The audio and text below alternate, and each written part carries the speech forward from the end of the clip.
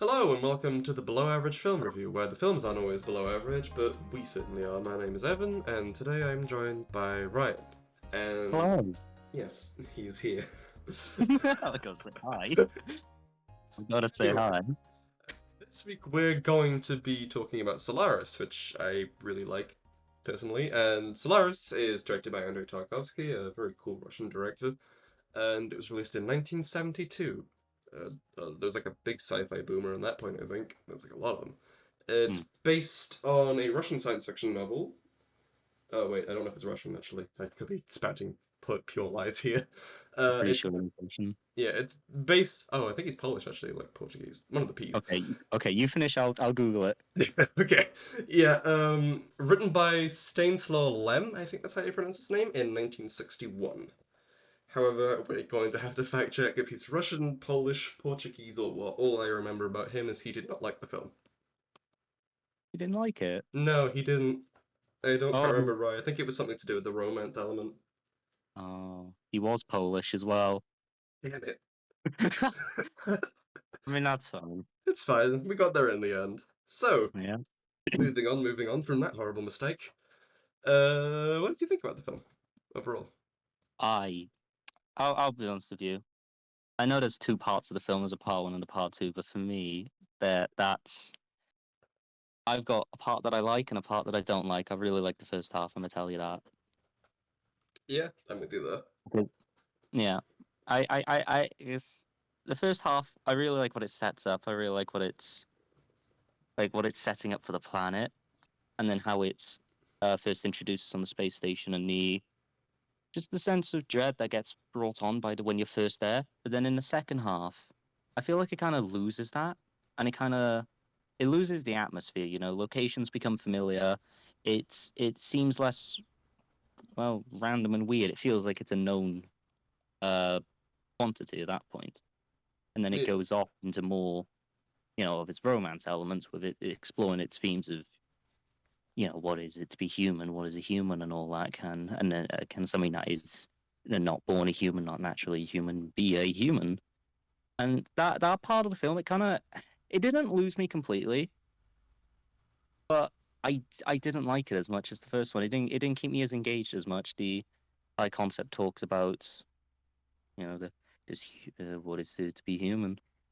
yeah, So overall, I still really like the film. I don't think the second half's dreadful. I just think it's a bit. I think it veers off what I would have loved to see, but it's still really good. I still really like the film overall. yeah. I'm kind of with you agreeing. It's like the second part is not as good as the first. I'm really with you there. 'Cause, like the first part kind of sets up this kind of more technical, I guess, style of like these long shots that kind of there's a lot of atmosphere setting involved, and the second half just kind of loses that completely. It ditches it to go a bit philosophical, Velociraptor. velociraptor, the Yeah. velociraptor, the philosopher. Wow. I It's a can't Velociraptor in I can't space. say philosophical. Oh my god! But yeah, it ditches it to go all philosophical.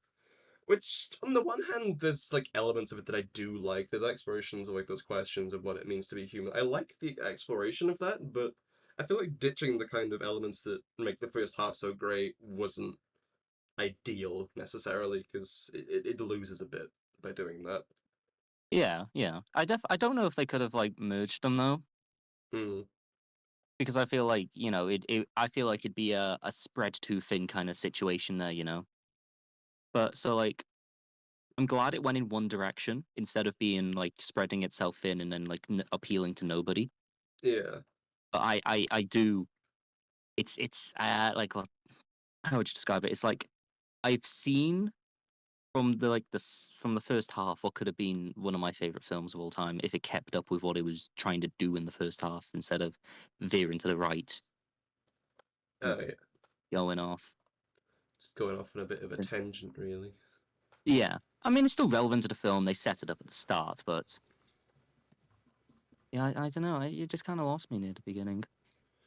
Yeah, like I really like on that one because like I feel like I lost a bit of immersion. Like obviously I was not fully immersed the whole time anyway because like as you saw I was kind of on and off watching it in little stints. Not because I was like bored. I was really into the film. I just Never got round to watching it Time. in one fell swoop. All those time, man. Yeah, it takes a bit of a toll on the experience overall, but like I definitely felt more engaged in the first half than the second one. The second one at points I felt like a little bit unsure of what the hell was really going on, but I still kind of knew what was happening per se. It was like some bits just lost me. Yeah, yeah. I mean, I mean, I was able to watch it in one 2 hour, 46 minute block, and that was definitely an experience. But I Well, mean, at least it then wasn't an silent. at least it wasn't 7. At least it wasn't silent. Oh yeah, I mean, That would some that would 4 hour have streak, been. huh? Watching it in German as well. Oh God. No one's gonna know what we're on about if no one. No one will know about the failure of Metropolis. No, they won't. But anyway, Enough I about that. my immersion definitely got broke a bit. Mm. Multiple reasons they did. I feel I first of all I don't know about the technical aspects, but the audio changing just randomly completely Yeah, took me out of it that because it was if it was different quality. I couldn't even tell if it was worse or better. There was a background roll to the original audio, which I kind of like, and it just swap that's gone, and it's just cleaner speaking audio, and it's a different voice actor as well, and it's just it was jarring. It was. a little funky, like it was redubbed or something. Yeah, and it was much more apparent in the second half than it was the first half as well. But I feel like that's just some post production stuff, maybe. Yeah, that might have just been like a post-production error. Like these things will happen from time to time, and that's okay, I guess. It can meddle with the experience a bit, but if it can't be helped, then that's just the way it goes. Sure. Yeah. Yeah, it definitely hurt my immersion quite a bit. Yeah, same with like the black and white stuff as well. That was a bit confusing. Yeah, I did not get that. Yeah, I did not understand that at all. It just randomly go black and white, it's a and bit weird, just to say the it just least. seems like random scenes would do it, and it just made no sense. Like I get But it with the scene where they're in watching the TV because it's like old tapes and all that, isn't it? yeah, yeah, it conveys that they're in the past. Like driving a car, why does that have to be in black and white? I don't know, man. It's all That stylized. it's the most somber car ride I've ever been on. Hmm. I'd I'd like to talk about like the opening real quick. Yeah, sure. Great. I mean, first of all, the music in the opening, I kind of fucking love it. I wouldn't Yeah. be honest with you. It gave me, I don't know if it was intentional or not, but I got some heavy Soviet vibes from that music. Aside from it just being awesome as well, it's It's also very being used cool. throughout. But the start of it with good old pal Chris Kelvin, You love a he's just good wandering. Chris. Mm, he's standing in, wandering through bits of, uh, it's nature, but it feels like uncanny nature, Yeah. where it's just like it's natural, but it doesn't look supernatural. Like I remember the tree from the start was a bit odd, and I remember the lake as well. It just all was a bit weird, and it kind of gave me the feeling of like uncertainty of whether he was actually on the actual planet or on Earth. And I don't know if that was intentional, but playing with like audience expectations of how it would start, Yeah. and it adds that the air of mystery up until it's revealed, obviously, when you see the car, and it's just like, okay, we're on Earth, Yeah, definitely on Earth now. it plays like a lot of enigmas to its advantage. I think like that, for example, with the opening. Like this isn't an enigma related thing, but it's just popped into my head, and I just want to quickly get it out. And like the kind of stark contrast between the kind of natural, kind of homely setting of the first, like the opening sequence of the film, like the kind like the little house, the outside areas. It feels kind Yeah. of natural and homely, and it's a very stark contrast to Space Station, like above Yeah, like the Solaris. like the industrial like the Yeah, industrial technology feeling of the space station versus like the natural outdoors area. yeah, I love that contrast. It gave my brain a lot of serotonin. That's good as well. Like that can give like a claustrophobic feel when you get to the space station as well. Yeah, it's kind of That's like good. enclosed. It's very cool. It's a nice little Yeah, detail.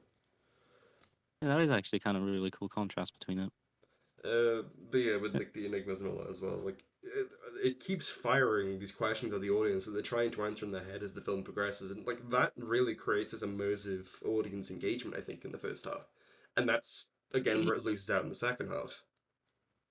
Yeah, I mean, I sort of agree with that with the first half as well. But like, I remember, I read the description of the film, Yeah. and the synopsis that I read, at least, it specifically gave away that that the ocean on the planet was alive. I was quite fortunate in that I didn't see that, so I had no idea what was going on with it going in. I knew that I because it was in the synopsis I read, and I specifically remember they were trying to set up because they were just I remember in the Burton tapes when they at the start when they're back in time as well, they're trying to set up the mystery of the planet and like what's causing like the hallucinations and the people to just go mad, lose their stuff. Yeah. And it's just like and like they allude to the ocean being alive. There's the hypothesis of one of the scientists, but I mean, I was just like, oh well, I know, Yeah. I know. So like, that kind of got ruined for me. That's just a fault of IMDb, So, though, isn't it? I mean, yeah, it is kind of just the fault of that. Screw But yeah, you, that kind IMDb. but the build up to the planet was kind of ruined. But I would praise it for not like distinctly telling you the ocean's alive and all that stuff, and then like the shot to the ocean as well. Yeah, those are like pretty shots as well. I like those. They were definitely weird, and they definitely gave I like them. It felt kind of They, psychedelic in some element. well, they'd always happen after major events, Yeah. and so it kind of just feels like the sense of dread of the ocean. The Yeah. ocean is looming over everything, and the ocean is responsible for all of this. There's like this Kind of that constant infinite reminder. impending, yeah, there's like this impending feeling of dread. Like every time it cuts to that shot, it's like, what does this mean? What are you?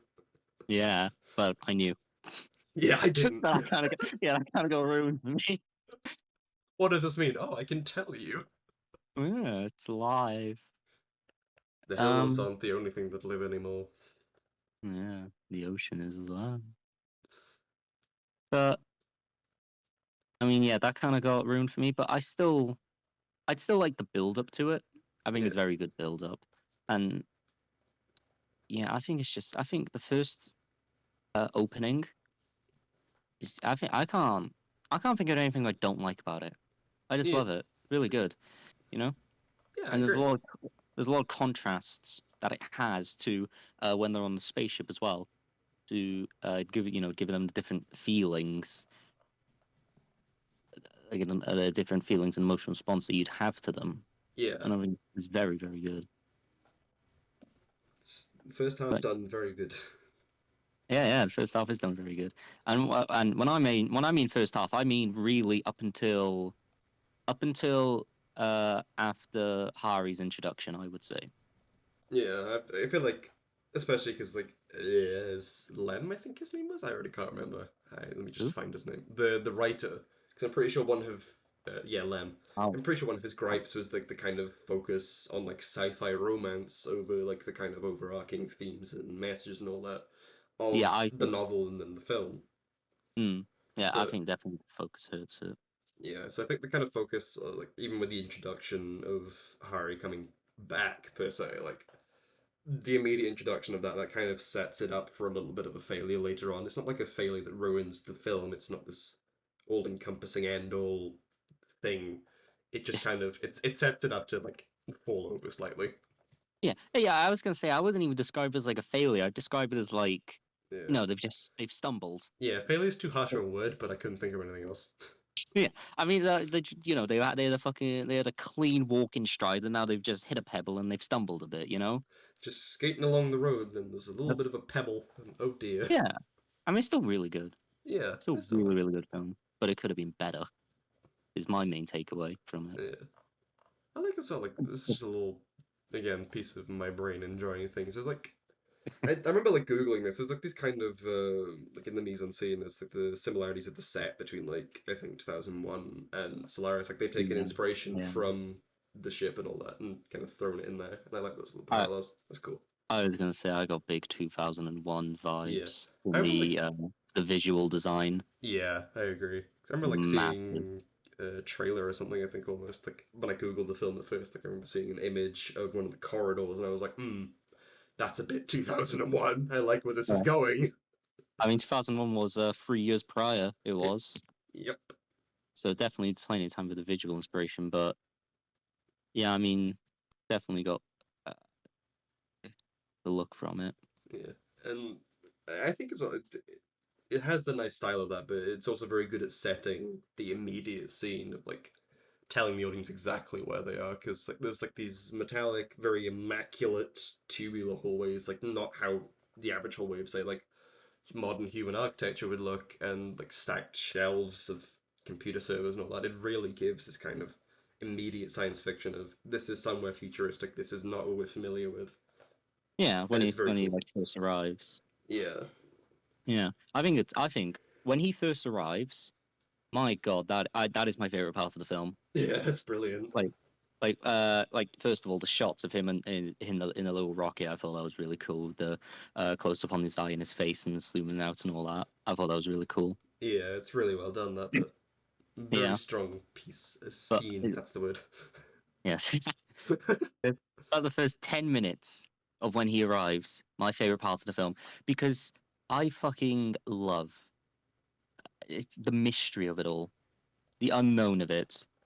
And that was the promise that I saw. So when he first arrives, all we know the basics. It's abandoned, or mostly abandoned. There's 3 people left. That's what we know. Hmm. I know the ocean's live. That's the only difference. That doesn't impact this though. And you first arrive, you learn at the same time that Chris learns. You go to the same place as Chris, and you experience essentially what the same time that he's experiencing things. You know, walks down the corridor, meets Snout. You're wondering, you ask the same questions as him. You know, Kelvin Yeah. asks, "What, what is wrong with you?" I'm also thinking, "What the fuck's wrong with you, Snout?" What's going on in that little noggin of yours? Like Yeah, really? you first meet was it Doctor Sorcerus, Sartorius. Sartorius? I always forget his goddamn name. But you first meet him. He acts like a bit of a dick, and you're thinking, "What this guy's up to some shady stuff." And then the little midget man runs out of his little lab, and he picks him up and brings him back in. You're thinking, "What the fuck? Yeah. What the hell is going on?" I remember watching that little sequence and seeing the little man just like, come scuttling out of the room. It's like, where did you come from? Yeah, Like, I'm thinking, there's not a lot of people alive on here, and they're like, did they create new people? Like, did they just yeah, I mean make that's you? what you gotta think. It's like what? It's just see, you just experience it at the same time as Kelvin. You know, everything's cold. It's unnatural. It feels foreign, and it's a great sense of mystery, dread, a build up of the unknown, and that is what I was expecting from the film. Like I was expecting it to continue on as it was going from there. And if it did, I mean, I'll be honest with you, it might have become like potentially my favorite sci-fi film of all time if it went down that track. But It just didn't. it didn't. It didn't in the end, which I think is a goddamn shame. But we still got a good film out of it. Yeah, it's still a solid Oh, film in there regardless. It just had potential. oh yeah, definitely. It's like it's like there's still parts in the second half that overlap with the first half, like the use of very long duration shots that add the unnervingness and add a Yeah, it they feels unnaturally long for a film of this kind of genre, because normally it's quite sharp and snappy. Like, it's all quite, not necessarily fast paced per se, but this feels like saying it drags on makes it sound like it's horrible and it's a terrible choice. I absolutely they're love the just choice to have those long shots. yeah, they're long duration shots. Yeah, they just Yeah, they go on, but and it makes you kind of uncomfortable in a good they're way. very Kubrick. This might have been another thing I got from 2001. Yeah, he's become the Russian Kubrick. The Russian Kubrick. Um, but I mean, yeah, I mean that I think the some of those shots are done amazingly. Hmm. Like I think it's when he goes to sleep for like the first time I think it is or the second time. The long it's a long duration shot with the light, and I think that's such a cool looking way to shoot. Just someone sleeping. Yeah. He was so creative. Speaking where he was sleeping as well, there's a little detail that I liked about that set as well. Like where he's sleeping seems to have like, this kind of like white padded walls. It kind of really gave me the vibe of like the cell of an insane asylum, and I kind of feel like that's Yeah. tied in nicely with the film. Yeah, with the madness that Yeah, presumably happened, but we don't really see happen. it does feel like a mental asylum, which is it adds this new interesting element, I think. Hmm. But it feels like that's like meant to be like like ties in with the first half again, you know? Yeah, It's like it felt like it could have gone with the madness that came from the ship or and came from the influence of the alive ocean. But it doesn't like, it doesn't really do that because in the second half it goes honestly goes to the romance more, and then it just kind of shelves like the madness idea, yeah, like it does. There's very little dread apart from the shots going back to the ocean. There's not much dread built. There's no mystery. Like the on the ship, it's meant to be a huge ship, but we go to the same like like 3 or 4 five locations. locations. Yeah, There's like five, like the library, the lab outside that corridor outside the lab, Snout's room, and Guy's room, and then Kelvin's room, and then the rocket launch. There's like six locations, and we become so familiar with the locations that it kind of just it it hurts what the first half built up. yeah. I think on the one So, hand, with the second half, like the kind of less of the dread and the more familiarity. On the one hand, that's a somewhat clever play now that I've thought about it a bit more, because you like think? it kind of makes you relate to Chris in that regard. Like he's been there now. He's getting used to it. So we as an audience kind of adjust alongside him. But I still think it hurts the first half. I think it was better off like holding on to this kind of dread, this mystery. But Yeah. on the one hand, what they did can be kind of considered like a clever choice, but I still think that it would have performed better had it kept the kind of thing it initially started off with. I don't think I agree with that because I think for that to actually like happen, I think it would have to be like over the course of like multiple a long time, Yeah, but it takes place over the course of 3 days, I think it is. possibly. I'm not 100% sure on the time scale myself because it I think occasionally no, jumps I around think a it's bit. 4 days actually, Hmm. 4 or 5 days. I But it wasn't. doesn't take. Huh? Sorry. I was going to say I wasn't entirely sure how long it was taking place over. So if I was to say presume Uh, it would take place over a couple of weeks or months, and we're just seeing like fragments of it per se, that well, then if you're seeing the fragments of it, you're not relating to Chris as much, are you? true. Because you've seen massive gaps in Hmm. between the thing. But I mean, what I remember, it's about 5 days. I remember them sleeping about 4 times. Hmm. But yeah, I think the familiarity with it, you do spend the entire film with Chris. Yeah. Like aside from the odd like occasional like 5 second shots where we're off with like Hari for a few seconds, or when we're like going back in time with like Burson and his tapes, you spend the entire film with Chris, and you spend the entire time on the spaceship with Chris, really. So I do get it from that point, but not with like the Hmm. familiarity.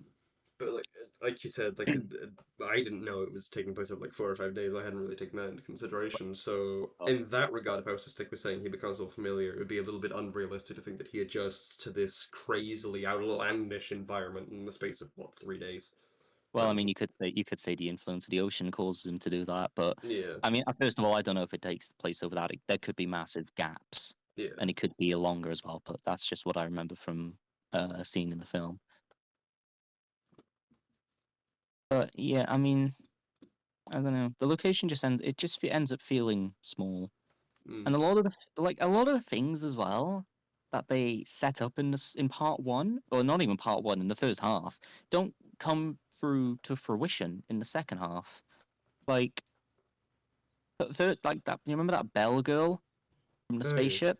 yeah, Yeah, she ran about 3 times or 2 times, and she just kind of disappeared after a point. yeah. And that just vanishes, man. Like I don't get it. All goes kaput. But maybe that's why I don't like it. Maybe it's just because I don't get it. Maybe some pretentious people will tell me why Mr. Director is the greatest person to ever live, huh? I'm not one of those pretentious people. I'm sorry. I don't have the brain level to do that. You have the brain level to read what other people said about it. I really should start But reading reviews before this. yeah, I mean it's our own opinions. True. That's very true.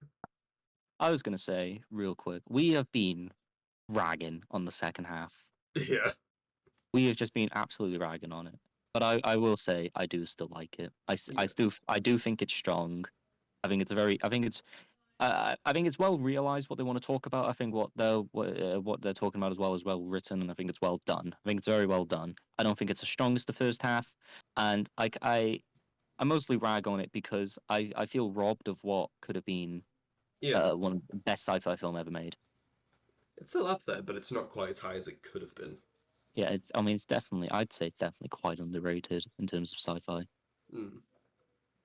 But yeah, I mean maybe to talk about some things we loved about the second half really. Yeah. 'Cause, I mean I kind of love it. I kind of love I like the philosophy of it. Mm. It does deep dive into the into its philosophical ideas. A lot of characters, I mean, characters literally talking out their philosophy, you know. Yeah.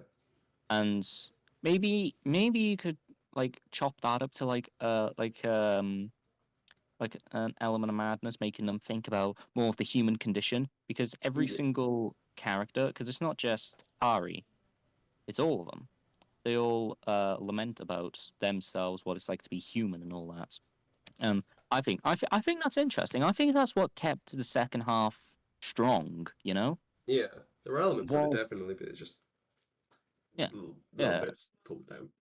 I think they're the most interesting parts of the second half. Yeah. The philosophy is interesting, definitely. Like the all this kind of like it ties into this massive theme of madness, and it plays into typical sci-fi questions about like morality and what it means to be truly human, like we discussed in Blade Runner before, and with a lot of other films too. Very interesting in Blade Runner. Yeah, Blade Runner is a good movie. Very interesting in this one too, as well, though. Yeah, I agree. I Okay, my food's done. I've left a couple seconds. My food's done. Can we tie it off here and we'll come back?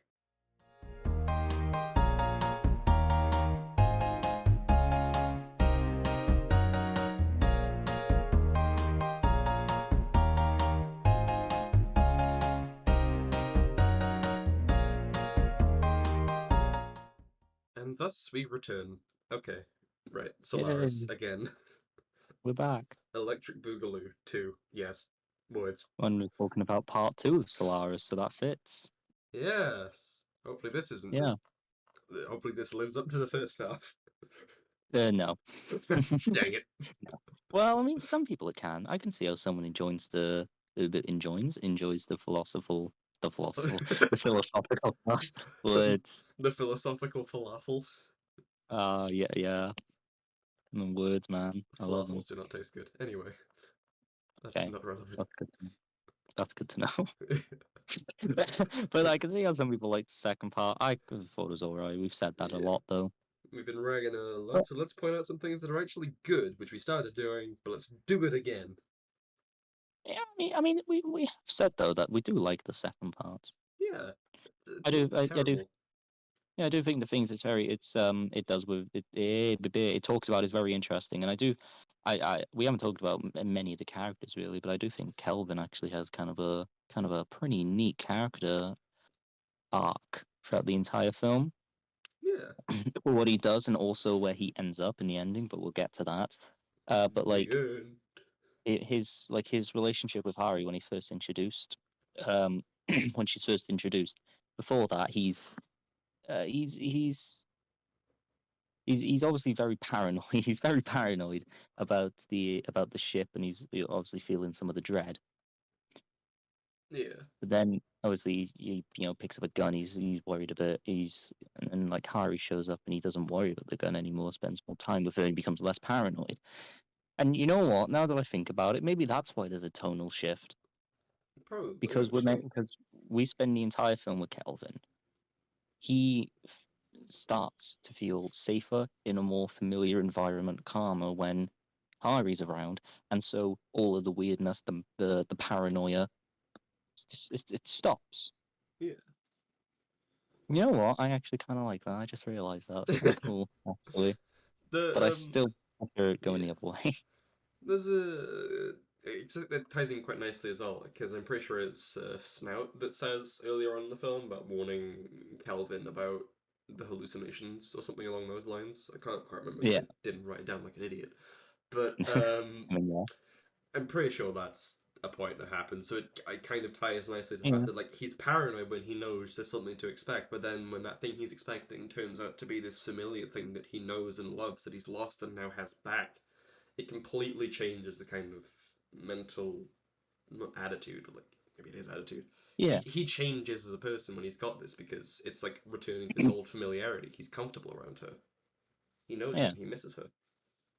And it's interesting as well because like it's fake. Like she's not real. But it's kind of like Mm. like not to do a quote, but it's like facts versus feelings, you know? Yeah, The fact that she's not real, but he still it's her and it feels like her and he still loves her, so he still cares. and as the film progresses, it becomes a lot more like her. We don't know anything Yeah. about Harry's character really, but as the kind of hallucination or the image of her progresses, we assume that this is how she behaved and acted. So we learn about her character through that, and she becomes more humanized. And it kind of We plays nicely into the moral question of whether she's truly human or not. It's just pretty mm, cool. She's a cool character. yeah. I mean, we also learn about her through like the memories as well, like the little Yeah, flashbacks we have. We got the picture of her, and then obviously we hear Chris talk about her, and we also got the flashbacks to when we were a bit younger, yeah, and we all learn about that her through that. I And think like there's also the thing about how her not having any memories is what makes her feel like unhuman and realize that she's not Harry. yeah, she's And developed in a and very neat way. I think. yeah, and I also think it's really cool that at the start when he first sees her, he still doesn't trust her. He still pulls out the gun. He doesn't pull out the gun. He tries to still grab the gun and eventually sends her into the rocket. Yeah, so he just yeets her off into space like. Yeah. Tries to Um, get rid of her no matter what, but then eventually she comes back again. It almost like he just accepts it. But is that like the will of the planet enforcing itself upon him, or is that just him being kind of like emotionally vulnerable to her because he still loves her? yeah. Honestly, I will admit I did laugh when she was tossed out into the rocket. I found that quite funny. Yeah, it was just he so was so sudden because like it was just like the film is like this setting up this kind of slow, impending dread. Then all of a sudden, it's like run around, throw Harry into a rocket. Rocket's gone into space. Bye bye. he didn't even throw him into the rocket though. He's just like get in, and then she got in, and he was I just like know. I'll be right behind you. It was so I, like jarringly sudden. I'm not complaining about it. It was quite an interesting sequence, I think, but it just made me laugh. It's like, I oh, okay, that's happened. I think it's great for Kelvin's Yeah. character. But you're also saying that like 10, 20 minutes earlier, there was the fucking midget running out of Yeah. Sonic Thomas. Like, hold on. I will admit that also did make me laugh because it's like, oh, Uh, hi, friend. that's one of those what the fuck moments that I kinda love. Yeah. It's It so was a good one. bizarre. It's like, oh, okay, this is happening. Yeah. Yeah, I mean it also tied into like the mystery we were talking about earlier, Yeah. but like It yeah. plays nicely, but it's also just a what? Yeah. But yeah, Uh, but I mean, getting back to the point, I think Harry yeah. and Kelvin. I think it's like an interesting dynamic between those two, and I think it's very enjoyable to watch. I think very Yeah. enjoyable characters overall, great character arcs as well, coming They from did. both of them. Yeah. Like the inevitable end of like she decides, nah, better we're both better off without each other because if we both be with each other, we'll just be longing for what we lost. Because Kelvin doesn't truly love her because he still knows it's not the real her and she can't accept that. Yeah. I think the way they developed and the way their arc plays out is very good. Very very well done. Yeah, yeah, Yeah. it is very interesting.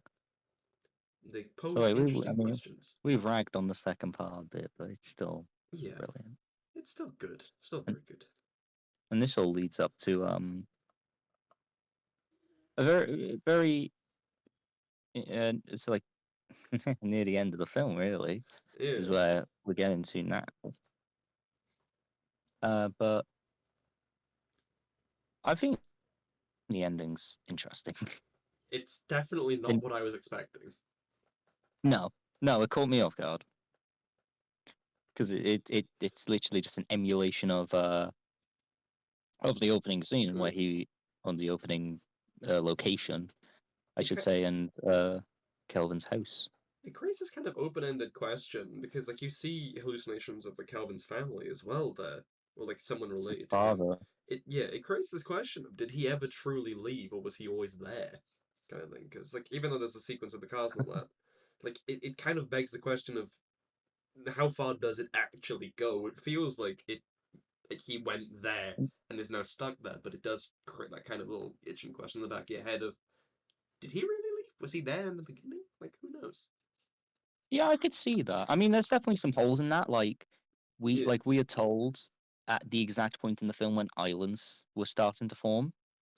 yeah, Like we were told that distinctly, and we also saw characters at the Kelvin location where Kelvin was go out into the wider world. yeah. But like, I could definitely see what you're on about there. I don't think like it's the case of like I think the answer to that question is pretty obvious in that no, he traveled there and he's now stuck. But like it's Yeah, there's details in there I that could leave it open ended. yeah, I think it narratively makes sense for him to go onto the planet because he goes onto the planet because the planet it kind of just it kind of gives him what he wants, Yeah, really.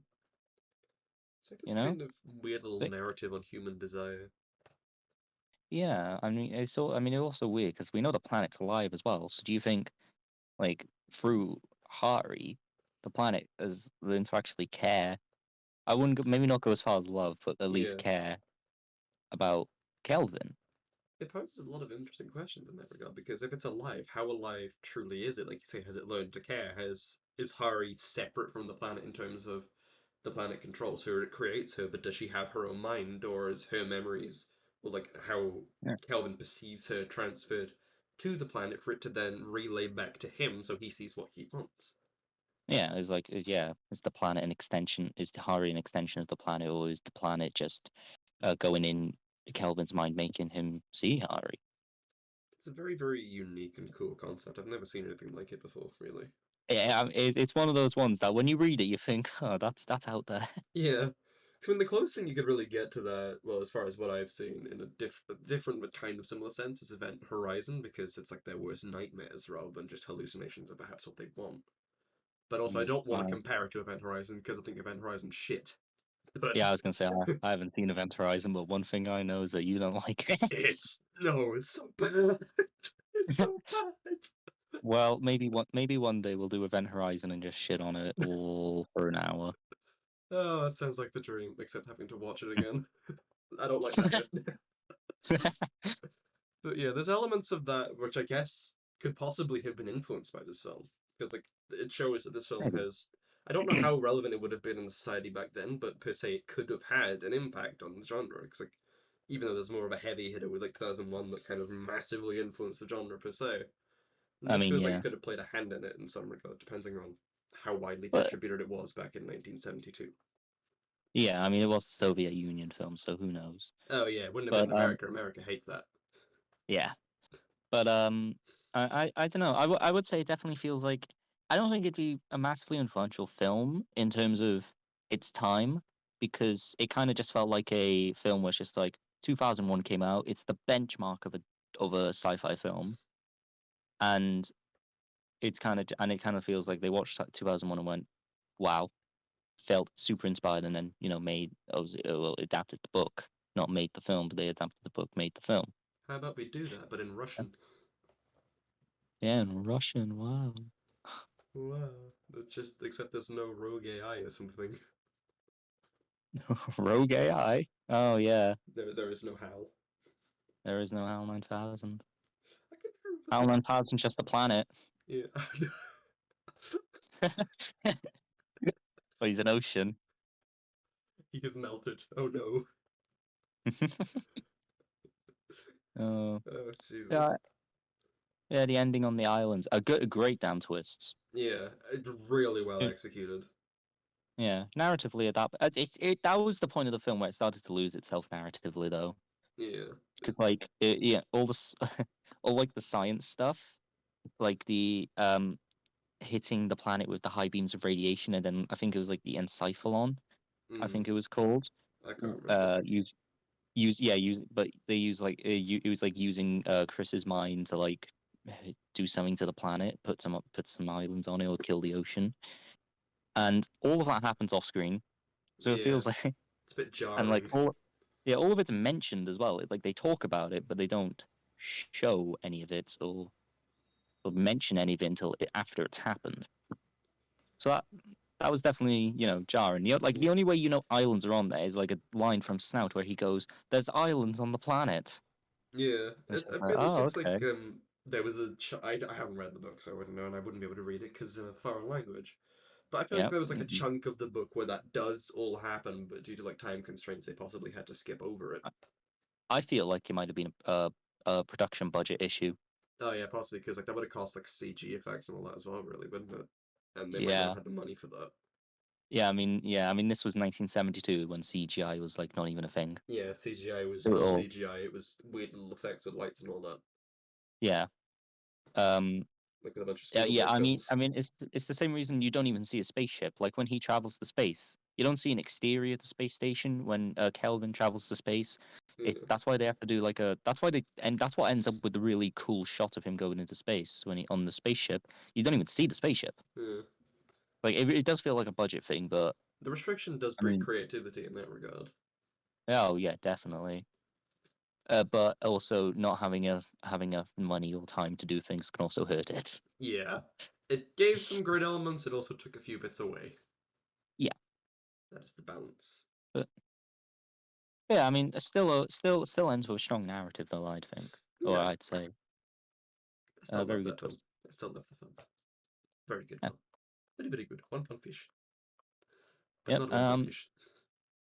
So yeah, so yeah. Overall, I think Solaris, brilliant film. I wouldn't quite say it's a benchmark of sci-fi. I don't know if I'd even go to say it's like a one of those S tier sci-fi films. Yeah, I get what you mean. Probably like a really high A, because it obviously does with its sci-fi concepts and its high ideas, but like it does do it in a unique way, but it's not super unique. Yeah, But it talks about it in a unique way, and it has a unique setting, and I think that definitely draws it in. And then also the first half is still brilliant, like a masterpiece of the first half it is. But yeah, I mean, maybe low S, maybe high A, like really good film. I love it. yeah. I agree. I really like it. It's a What do very you think? enjoyable. It's an enjoyable experience. I think, even though there's some bits that kind of jar you back out of it. Like even though I was like in and out watching it because of Mm. whatever it was I was doing back then. Like, even though every time like I'd like jump a little bit in time in my life, whenever I'd open up my laptop and carry on watching the film, I always felt like I was straight back in that world. It was overall quite an immersive experience, even if there was a couple things taking away here and there. But that those few little things don't define the overall second half of the film. The second half of the film has a lot of strengths to it. Yeah, definitely, really. It's still really strong. Yeah, it just could have had like And, a little yeah. bit of extra strength. And then overall, it's just brilliant film. Yeah, yeah, very Yeah. very cool. Well, good episode. Yeah, I think that just about ties everything So, up. there's all the opinions on Stellaris. Stellaris. I mean, Solaris. Oops. Dude, Uh, I was the entire recording about saying Stellaris. God damn it. so close. But yes, that is our thoughts on Solaris, and if any people who are Uh, sat at home listening to this or on the bus, wherever it is you choose to do so, if you even do choose to do so, thank you to the ones who did, by the way. I was Do gonna say feel thank free you. to allow us the privilege to see your thoughts on this if you've seen this little Russian piece. What do you think? Tell us in the comments section below. Yeah, and yeah, do everything. But Do all Evan, the things. I got a question for you. Yes. What is your What are we question? doing next week? Brazil, I 'Cause next believe. week, well, no, it's the start of October. Oh, woo! Yeah, Brazil can wait. It's the Yeah, Brazil Monster can wait. Mash. We'll do a Terry Gilliam later. Good old Terry. Yep. But Terry it is Carey, you're on the back Monster burner. Mash. Woo! I love the Monster Mash. I'm still proud of coming up with that title. It was a good one, but we don't know what film we'll do. We'll figure it out later. I'll Oh get well. back to you on that one. Yep. Okay, we've dawdled enough. Yeah. Anyways, thank you for tuning into this week that's a month late episode of the Below Average Film Review. I am Evan, and I've been here with Ryan, and thank you very much. See you next time. Bye. Bye bye.